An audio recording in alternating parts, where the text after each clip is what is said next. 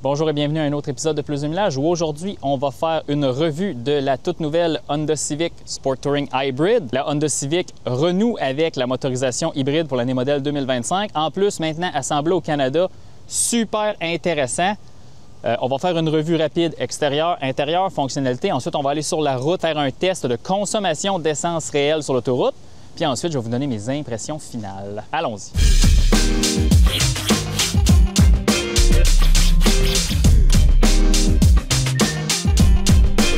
Commençons la revue à l'extérieur. Donc, la Civic pour 2025 a eu un petit restylage léger, mais vraiment la grosse chose, c'est vraiment l'ajout de la motorisation hybride. Il y a deux modèles hybrides dans la gamme. Là, dans le fond, il y a la version Sport hybride, puis ensuite, il y a la version haut de gamme, la plus chère de toute la gamme, la Sport Touring hybride. C'est un véhicule qui commence à peu près 36 800, 37 000, 38 000, transport et préparation, là, tout dépendamment de l'équipement que vous prenez. Là, les options, c'est pas mal juste les couleurs. Mais sinon, ça ressemble pas mal à une Civic, hein, ça change pas. Quelque chose que j'ai toujours apprécié là, de la nouvelle génération de la Civic, la 11e génération, c'est vraiment là, le profil. Là. Honda a renoué avec un design beaucoup plus intéressant dans les dernières années, là, en commençant avec la nouvelle Honda Accord.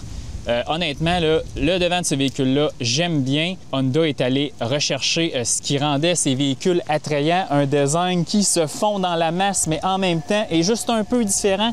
Dans cette version, ce qui est important de mentionner, le véhicule là, est équipé de roues de 18 pouces là, de série 235/40 R18. Contrairement à peut-être véhicules comme la Prius ou Toyota Corolla hybride, on n'a pas de pneu, dans le fond, qui est axé sur l'efficacité. Ici, c'est un pneu axé sur dans le fond, l'agrément de conduite, mais en même temps, on a une motorisation hybride dans le véhicule. Donc, ça fait une combinaison assez intéressante, mais en même temps, Honda appelle ça Sport Touring hybride.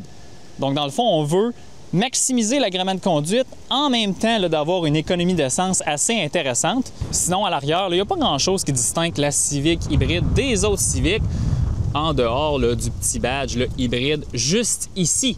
Alors, voir ce qui se cache dans le coffre de la Honda Civic. Bien, en réalité, il n'y a pas grand-chose. C'est un coffre. Certaines petites choses à mentionner. Regardez, c'est pas un seuil de coffre complètement plat lorsqu'on va où est-ce que les sièges se rabattent 60-40. Donc, évidemment, c'est pas comme tous les véhicules. Par contre, en termes de volume, là, on voit là, que c'est une valise, comme on dirait en bon québécois, d'une bonne taille. C'est super intéressant parce que même si on achète une voiture compacte, les gens ont besoin d'espace. Sous-plancher, qu'avons-nous sous le sous-plancher? Ah, mon Dieu! On n'a pas de roue de secours! Quand on pourrait clairement en avoir une. C'est vraiment une tendance lourde dans l'industrie, enlever les pneus de secours dans les véhicules. Prenons place à l'arrière de la Civic. Je vais m'asseoir derrière moi-même. OK, donc, espace pour les jambes correct. Je peux mettre mes pieds sous le siège. Je suis à une position là, relativement là, confortable à l'avant. Qualité des matériaux. Ça, c'est pas une surface moussée. Ça, c'est une surface moussée. Ça, c'est une surface moussée. Ah, ça, c'est intéressant. Et boy, la porte est mince, hein? Wow! OK.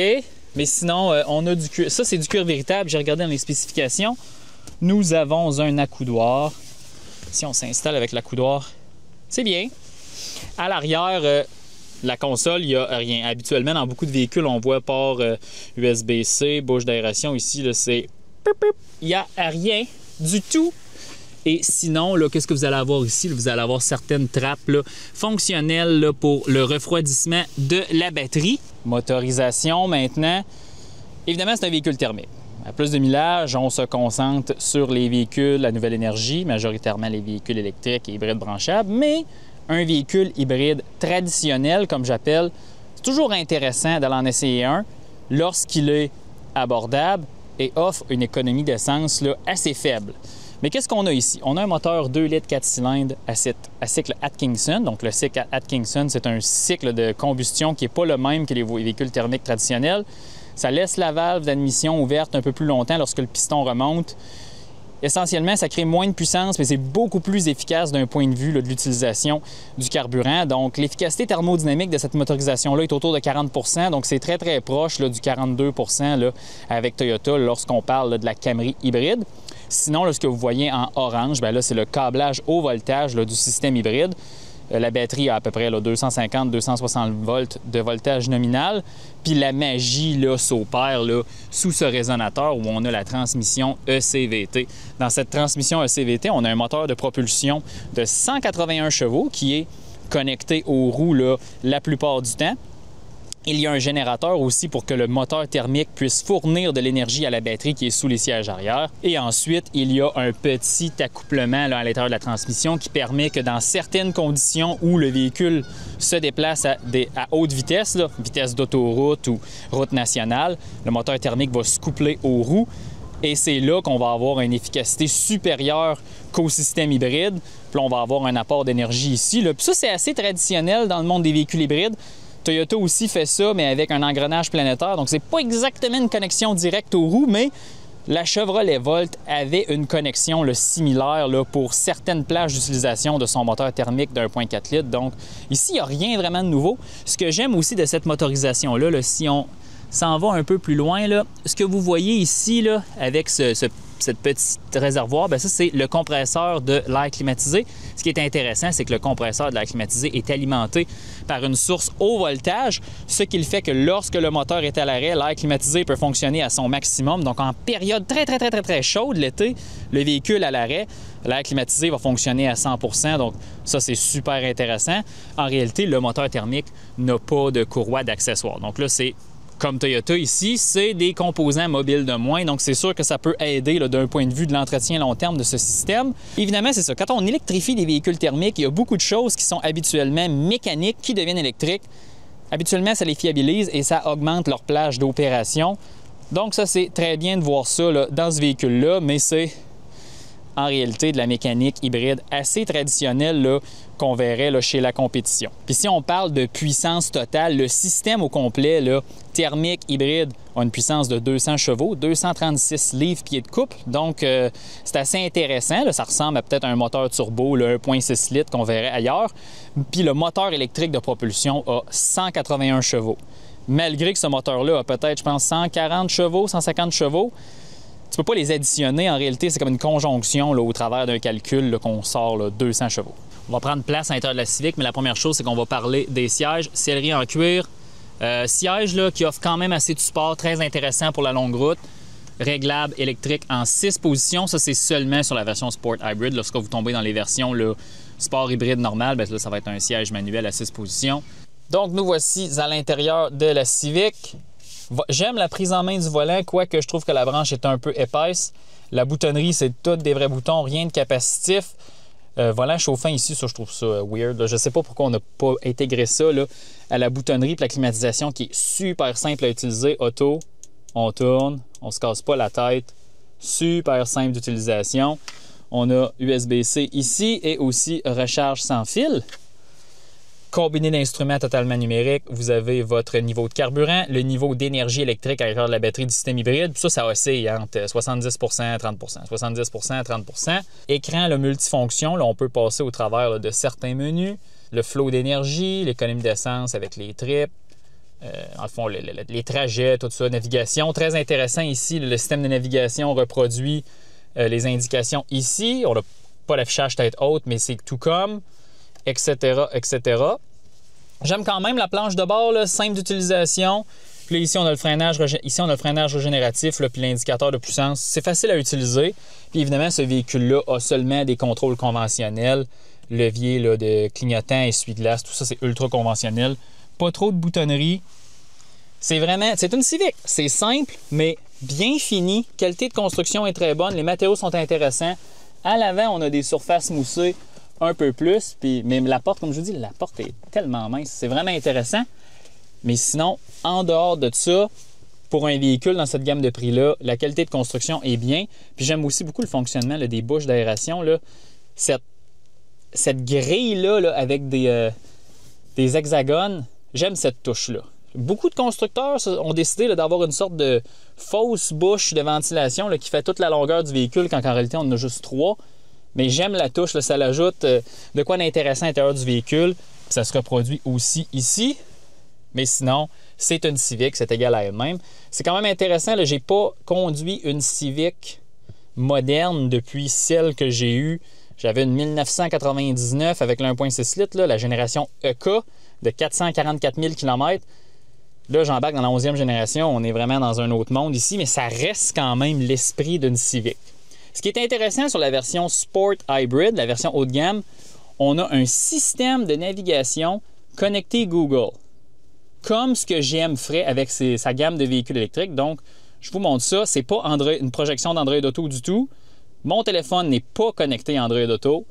C'est juste une connexion Internet avec le véhicule qui est constante. Puis on a un système de navigation Google Maps avec la circulation. C'est tout à fait... C'est comme utiliser une tablette. Donc ici, chapeau Honda, belle intégration d'un système facile d'utilisation que les gens sont familiers, mais c'est seulement sur la version Sport Touring Hybrid. La version hybride Sport n'aura pas ça. Ça va être un système d'infodivertissement similaire au reste de la gamme Honda. Ici, c'est très moyen, pas de caméra 360 disponible. Puis regardez, lorsque je tourne le volant, l'animation n'est pas extra. Puis même la qualité d'image, là, c'est pas super. Donc ça, vraiment, c'est pas la meilleure caméra de recul de la planète. C'était vraiment pas une priorité pour ce véhicule-là. C'est correct, quand on choisit nos priorités, quand on est constructeur, on s'est concentré plus là, sur la réponse là, de l'écran tactile, tout ça. Aussi, même, je peux vous montrer, l'ordinateur de route a un historique. Donc, voici, ça, c'est mon trajet là, depuis que j'ai récupéré le véhicule. Puis, voyez-vous, là, ça, c'est peut-être mes confrères chroniqueurs journalistes, 5.3, 5.8, là, dans les... La moyenne est autour de 5 quelque chose, là, dans les 3500 km que le véhicule là, roule sur la route maintenant. Intéressant, c'est proche là, des cotes du gouvernement, mais on va voir la cote finale lorsqu'on terminera notre test de consommation d'essence. Un point digne de mention, ici, lorsqu'on regarde sur l'étiquette, on voit que le véhicule est Made in Canada. Le véhicule est assemblé au Canada, je vous l'ai dit au début du vidéo. Honda a une grosse usine à Alliston, en Ontario, produit le CRV hybride, Civic hybride maintenant, donc très intéressant. C'est des véhicules assemblés par des Canadiens. La plupart des composants viennent des États-Unis et du Canada. Donc ça, c'est bien parce que c'est un véhicule local, adapté à notre marché. Puis aussi, je voulais vous parler de la masse nette de ce véhicule-là. On parle de 1460 kg, donc c'est assez faible. Modèle de base thermique, on parle de 1310 kg. Donc c'est une voiture poids-plume aujourd'hui. Donc chapeau à Honda ici pour l'optimisation de la masse. Donc on va aller faire une petite balade rapide. Là. On va aller tester la partie sport de ce véhicule-là avant d'aller faire notre boucle de consommation d'essence. Donc j'ai mis le véhicule en mode sport. Donc là, lorsqu'on est en mode sport, on peut forcer un mode de freinage génératif maximal qui ressemble à un véhicule électrique avec une conduite à une pédale. Ça va pas faire un arrêt complet, là, mais la puissance de freinage régénératif est quand même appréciable. Regardez, là, je décolle. Là, je vais mettre ça à fond. Il y a du couple.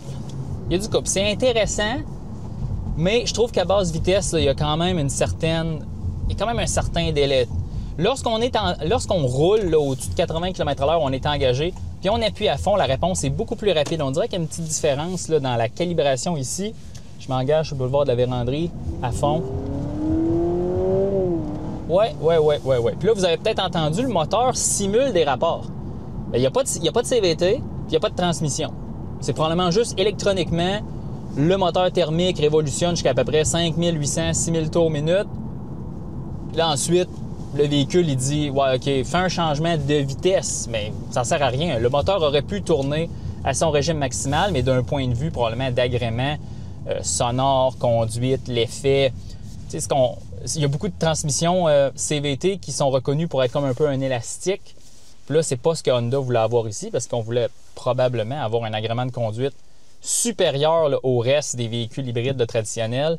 Je redécolle. Il y a un bon couple.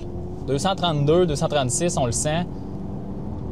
Bien, c'est vraiment spécial. En mode sport, je vous dis, c'est comme des changements de rapport. C'est tout à fait... Mais c'est tout faux. OK, donc là, je vais tourner ici, quand même.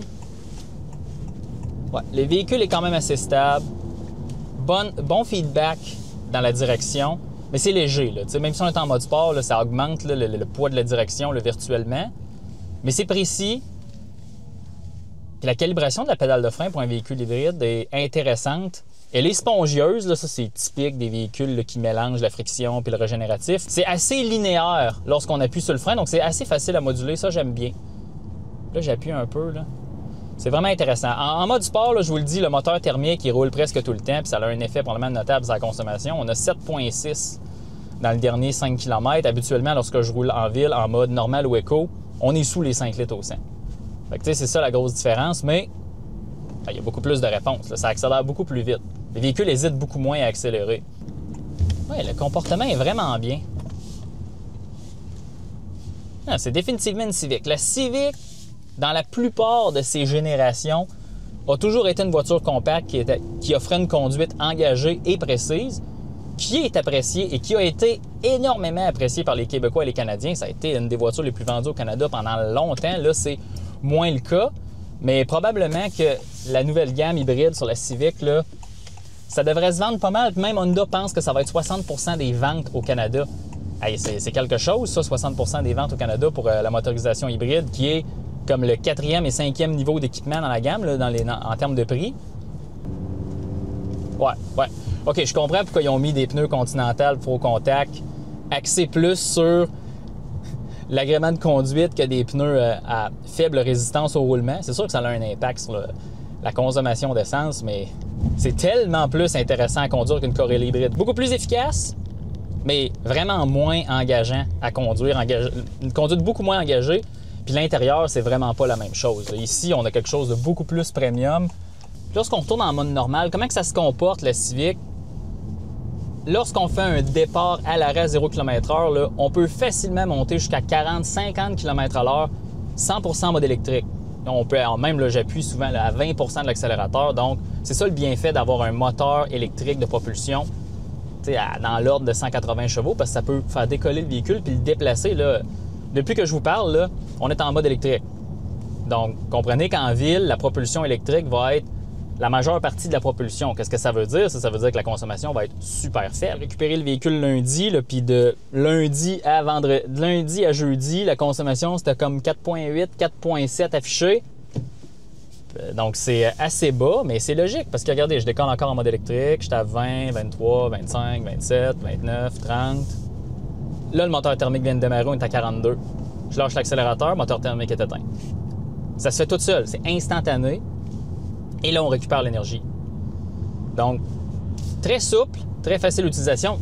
Un hybride Toyota va faire à peu près la même chose, sauf que ce que je vois ici, c'est que la propulsion électrique, vraiment plus puissante, là, mettons qu'on comparerait à la Corolla. Puis c'est très souple. Le système hybride Toyota est excellent, est un peu rugueux. Ici, le moteur 2 litres est beaucoup plus doux. Puis ça, Honda, le plus grand motoriste au monde, faire un moteur 4 cylindres qui est doux, Honda, c'est pas mal sa spécialité. Donc là, ce qui nous reste à faire, c'est de remonter le temps au départ de notre test de consommation d'essence. On ne changera pas la recette. On va aller faire notre test d'efficacité énergétique, économie d'essence. On va partir de la salle comme d'habitude, la 20, la 401. On va rebrousser le chemin là, à Morrisburg, là où on arrête là, au superchargeur là, quelques fois. Pourquoi on arrête là? On n'a pas besoin de recharger, on n'a pas besoin de se ravitailler. C'est juste un point de référence. Ça va faire environ 300 km. Puis là, ce qu'on va faire, c'est qu'on va se ravitailler à une de ces pompes-là. Puis lorsqu'on va revenir, on va aller se ravitailler à une de ces pompes-là au même endroit, juste pour calibrer là, tout ce qu'on a fait, puis calculer l'énergie dépensée, donc la quantité d'essence là, divisée sur la distance. Ça, c'est super important. Puis on va parler des métriques comme si c'était un véhicule électrique. Fait que là, climatisation 21.5, automatique. On va appuyer sur auto comme ça.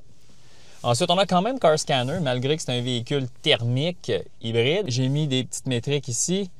Le battery pack, son voltage, l'ampérage qui sort de là, notre tachymètre de moteur thermique, parce que je veux essayer de comprendre la relation là, lorsque le moteur peut se coupler aux roues ou lorsqu'il tourne dans le générateur. On a aussi pour le statut de charge de la batterie du système hybride et aussi dans quel mode on est. J'ai hâte de voir si ça change. Ça se peut que ça ne change pas, on verra. Mais c'est aussi simple que ça. On va se mettre sur la route là, bientôt. Il n'y a pas de temps à respecter, fait qu'il n'y a pas d'heure réellement. Là, on est juste tôt le matin pour éviter la circulation. Ah wow! Le pistolet vient de déborder. J'avais même pas appuyé sur la gâchette. Quelle cochonnerie! Mais bon, c'est la vie. Bon, fait que là, on va mettre de l'essence. C'est dans la Civic, la voiture est presque pleine. Donc, elle ne rentrera pas beaucoup. Là. Ça vient de cliquer après 2 litres. Mais ma technique, c'est toujours, lorsque ça clique, on attend 10 secondes. Hein, laisser l'écume ou les bulles d'air se stabiliser dans le conduit et dash ou la tête. Puis après ça, on refait un autre shot jusqu'à temps que ça clique. Et voilà. On a mis 3 litres, 4,75 $. Évidemment, là, ça, c'est juste pour calibrer le réservoir au début. Puis là, après ça, tout ce qu'il reste à faire, c'est se mettre sur la route puis voir la consommation réelle lorsqu'on va aller retourner à la pompe numéro 1 à Seychelles, à la salle. Ça va être parfait.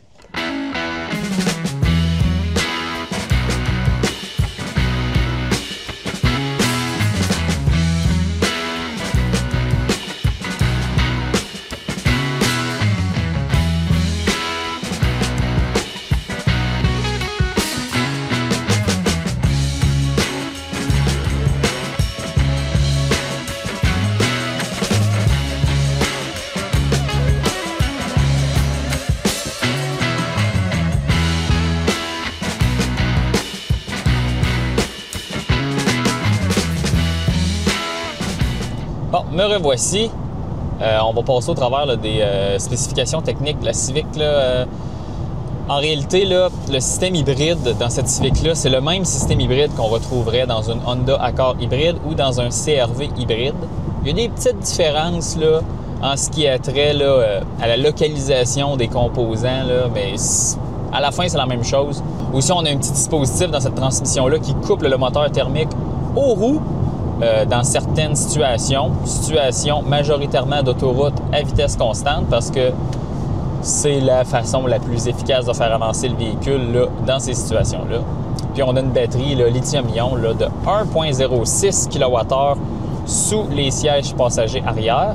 Puis là, les informations sont un peu floues. Car Scanner me disait que lorsque le réservoir d'essence était complètement plein, on avait à peu près 49 litres d'essence, un réservoir de 50 litres. Mais les spécifications là, que Honda Canada m'a envoyées, on parle de 40 litres dans la version hybride puis de 49 litres dans la version thermique seulement. Et en réalité, ça fait du sens. Si la batterie est sous le siège arrière, ça prend de la place du réservoir d'essence. Donc, le réservoir d'essence doit être plus petit. Donc, ça doit probablement être Car Scanner qui est mal configuré avec ce que le véhicule rapporte. C'est pas très grave. Le plus important que vous voudriez savoir, c'est quoi la cote de consommation de ce véhicule-là. Bien, en ville, on parle de 4,7 litres au 5 km. Combiné, on parle de 4,9. Puis sur l'autoroute, on parle de 5,1. Donc, ça fait maintenant 75 km qu'on roule, 110 km/h, 115, les vitesses du défi 500 km habituel, puis la consommation affichée est de 5,5 litres au 100. Donc peut-être 8 % plus haute que ce qui est affiché par Enercan. OK, les conditions actuelles, c'est quoi? Il fait 17 degrés Celsius. On a un petit vent de face de rien, mais pas tant. Puis évidemment, la pression des pneus a été contrôlée. Et la chaussée est humide, mais il ne pleut pas. Donc, on est peut-être un petit peu en haut. Là, regardez, ça vient de baisser à 5,4. Puis en ce moment, à 110 km/h, on est justement couplé aux roues. Puis le moteur tourne à peu près 2450 tours minute. 2450 tours minute? Hein? Moteur 2 litres, 4 cylindres, injection directe, 2500 tours minute. C'est quand même élevé, je trouve, pour un véhicule qui roule sur l'autoroute, parce que probablement que la Civic normale, avec sa CVT, à 110 km/h, le moteur ne tourne pas à 2500 tours minute. Mais c'est comme ça que ça a été dimensionné. Le moteur doit probablement tourner à un certain régime.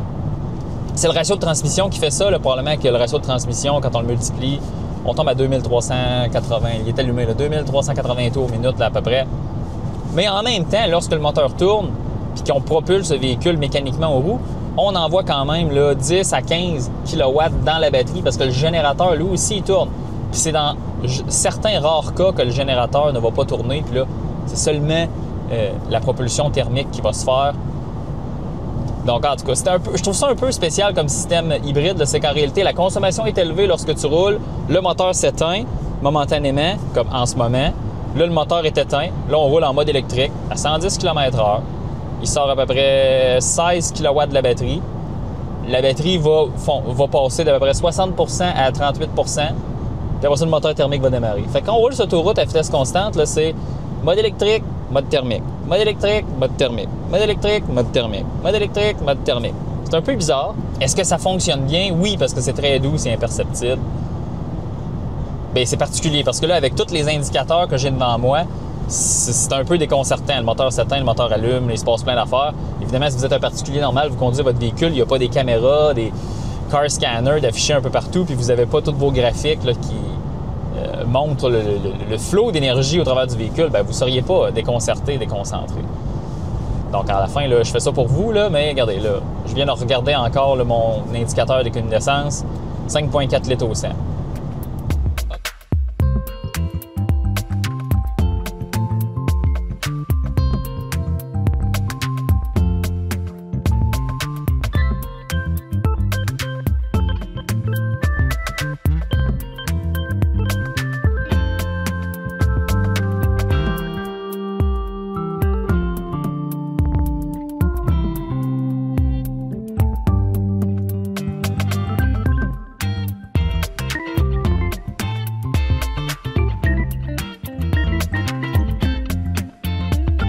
Mise à jour de mi-parcours, on a fait 5,5 litres au 100 km affiché, 148 km. Donc, on est, là, comme je vous disais, au superchargeur de Morrisburg qui a sa propre station-service, McDonald's, tout ça. On a fait 5,5 comme je vous disais. Puis là, voyez-vous, l'autonomie, 538 km.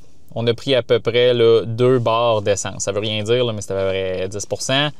Puis là, regardez, on a le petit indicateur de la batterie du système hybride ici. Là, mais comme je vous dis, tout ce que ça fait, c'est osciller. Donc, on va rebrousser le chemin, là, puis on va retourner, là, 401 direction est. Puis on va faire comme d'habitude, là, parce que là, regardez, il est 6h43, on va arriver dans à peu près 1h30. On va quand même, là, on est vendredi, donc on va avoir de la circulation.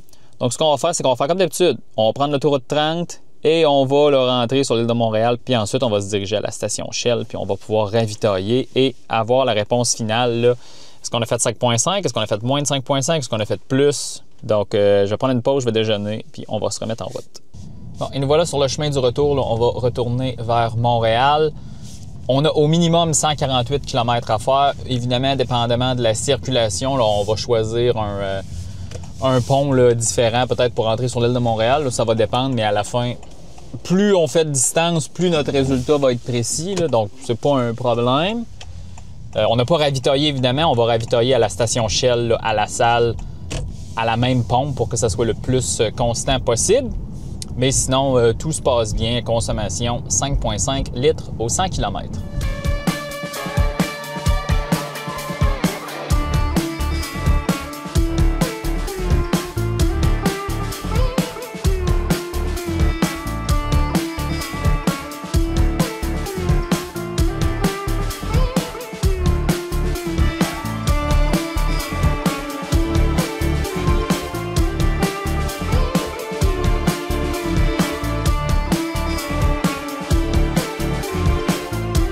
Depuis la mi-parcours, notre consommation, c'est 5,1 litres au 100 km.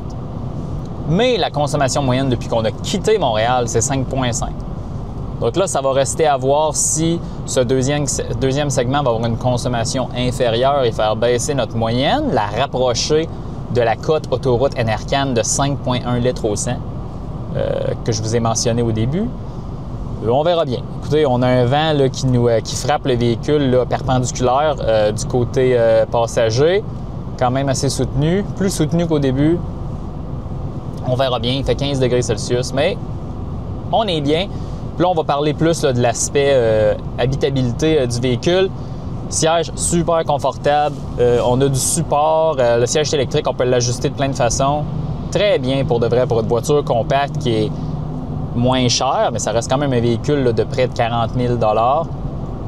Régulateur de vitesse adaptatif fonctionne super bien. Le suivi de voie est très permissif puis fonctionne quand il y a des lignes.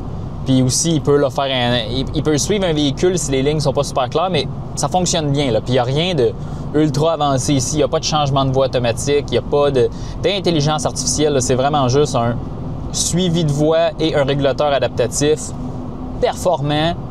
Dans le fond, le moyenne de l'industrie, c'est très bon. Contrairement à la motorisation hybride Toyota, c'est beaucoup plus raffiné puis beaucoup plus souple. La motorisation Toyota dans une Corolla, là, tu le sens quand elle embarque. Civic, tu sens rien. Je le vois parce que j'ai plein d'indicateurs, mais si on ferme nos yeux, là, on ne voit rien aller. De façon pas littérale, là, parce que lorsqu'on conduit, on doit avoir nos yeux ouverts, là, mais vous comprenez ce que je veux dire. On s'en rend pas compte. Regardez, là, je réaccélère. On entend le moteur thermique, mais c'est doux. Je lâche l'accélérateur, le moteur est déjà éteint, c'est terminé. C'est vraiment, vraiment rapide, donc c'est bien. Niveau sonore dans la cabine, relativement élevé. Je m'attendais à plus silencieux que ça. Ça doit être les pneus. Mais sinon, le prise en main du volant, les matériaux, c'est une bonne routière, malgré que je trouve que l'autonomie est faible pour une voiture hybride. Là, ça aurait été bien s'approcher du 900 km, 1000 km. Ça aurait probablement pris une consommation beaucoup plus faible ou un réservoir d'essence beaucoup plus gros.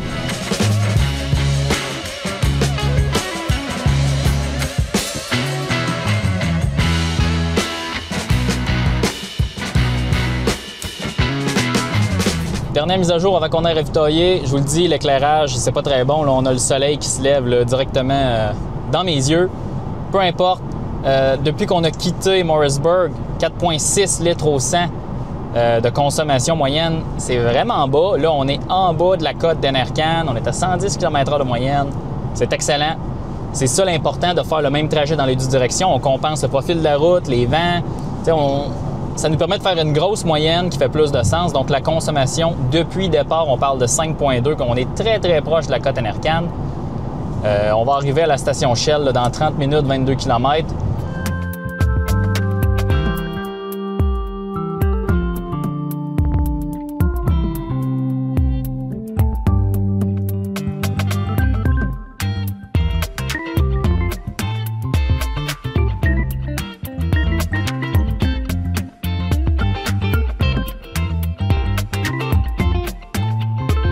Donc, 303 km plus tard, on est à la station service Shell, comme je vous disais. On va aller se mettre à la pompe numéro 1. Donc, 5 litres au 100 affiché.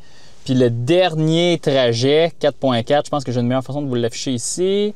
Regardez, le 5.5, ça, c'est du Shell jusqu'à Morrisburg. Puis ça, c'est Morrisburg jusqu'au Shell.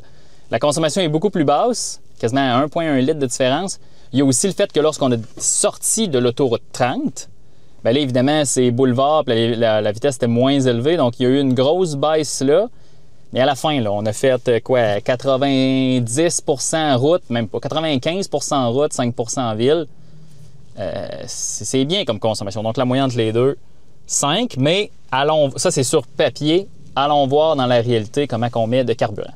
Puis là, je vous rappelle, l'essence est à 1,54,9 le litre. Je vous rappelle aussi que lorsque le pistolet va cliquer, on va attendre 10 secondes puis on va compléter le remplissage du réservoir. Premier clic, on va attendre 10 secondes. Et voilà, 16,33 litres. On va prendre le reçu puis on va aller calculer tout ça. OK, c'est l'heure de juste de déterminer là, la consommation d'essence qu'on a eue là, sur ce trajet de 303,8 km. Donc, on a mis 16,337 litres d'essence, puis on a parcouru 303,8 km. Nous avons fait réel 5,3 litres au 100 km. L'ordinateur de voyage nous affichait 5 litres au 100. Je vous rappelle que la cote EPA Enercan sur l'autoroute, c'est 5,1. Donc, on a dépassé de peut-être quelques pourcents. On n'a pas dépassé de 10 %. C'est quand même bien. Notre vitesse, c'était autour de 110 km/h. Ça veut dire que ça vous donne une autonomie, là, réservoir plein d'à peu près 700 km là, dans le meilleur des mondes.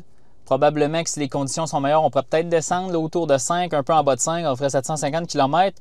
Mais pas plus que ça. Là. Pensez pas que c'est une voiture hybride là, qui a 1000 km d'autonomie. Le réservoir est assez petit.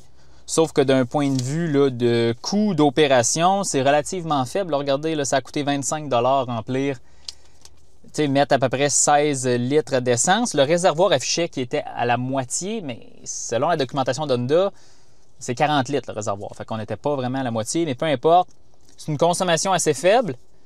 Corolla hybride ont une consommation inférieure à ça dans les conditions similaires, mais c'est quand même bien. C'est maintenant l'heure de conclure là, notre test complet de la Honda Civic Sport Touring Hybrid. Qu'est-ce que j'en pense rapidement? C'est vraiment un bon véhicule. Ça faisait longtemps que je n'avais pas conduit un produit Honda. Puis, je pense que Honda, c'est comme égaré là, dans les 10-15 dernières années. Les produits étaient moins intéressants, moins engageants à conduire, vraiment chers comparé au reste de la compétition. Puis, ils ont eu des problèmes de qualité. Première impression, véhicule bien assemblé, véhicule de qualité, véhicule bien pensé.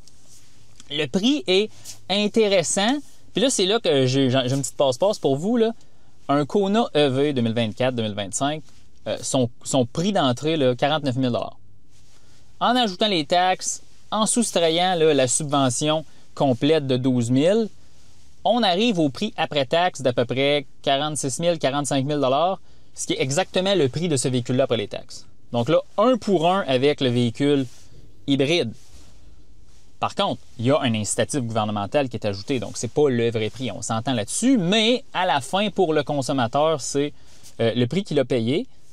Ça veut dire que là, même si on fait une consommation de 5,5 litres au 100, puis on fait 15 000 km par année, le coût d'énergie de ce véhicule-là va être plus élevé qu'un véhicule électrique. Ça, c'est indéniable. C'est sûr que ça, c'est plus facile à opérer, on ne se pose pas de questions, il n'y a pas d'incertitude sur la recharge rapide, sur les longs trajets, tout ça, là. Mettons quelqu'un qui n'a pas encore décidé de faire le saut là, sur les véhicules électriques, c'est une bonne façon là, de réduire là, les coûts d'énergie et aussi de réduire là, le CO2 produit par les véhicules. C'est quand même intéressant de voir qu'il y a des véhicules là, qui se rapprochent vraiment, le step de prix là, n'est vraiment plus ce qu'il était. Puis je soupçonne que quand les subventions vont disparaître, ça va tout être le même prix. Probablement. Vous savez ce que je pense des subventions ici. Mais bon, Civic, je suis bien content. Vraiment, là, c'est un produit intéressant. C'est un produit que les gens vont apprécier. Puis c'est vraiment facile à conduire. Mais l'agrément est là. C'est vraiment plus Mazda 3 que Toyota Corolla. Hein, dites-vous, dans le spectre des voitures compactes, il n'y a plus beaucoup de voitures compactes. On est vraiment du côté engagé. On est vraiment du côté matériaux premium. On est vraiment du côté fonction intéressante. Un véhicule un peu plus luxueux que ce que Toyota offre. Puis ça, c'est super correct, évidemment. Là, je dirais, il faut qu'il y ait du choix pour tout le monde. Mais j'ai bien aimé. Je pense qu'Honda va en vendre. Surtout peut-être la version sport hybride, là, pas la version sport touring. Est un peu moins équipée, mais aussi un prix d'entrée plus bas. Il y a 1 900 $ de différence entre la version thermique équivalente à la version sport hybride là, équivalente. Là. Donc, 1 900 $ de différence pour passer à une motorisation qui réduit votre consommation combinée d'à peu près 2 litres au 100. C'est relativement intéressant. Là, ça peut faire une bonne différence. Puis le 1 900 $, là, ça doit se payer à peu près là, dans une année. Donc, sur ce, merci de nous avoir écoutés. Laissez-nous dans les commentaires là, si vous avez d'autres questions sur la Civic. Espérant qu'on soit allé dans le détail assez pour vous. Puis on va se revoir dans un autre épisode de Plus de Millage. On se laisse là-dessus.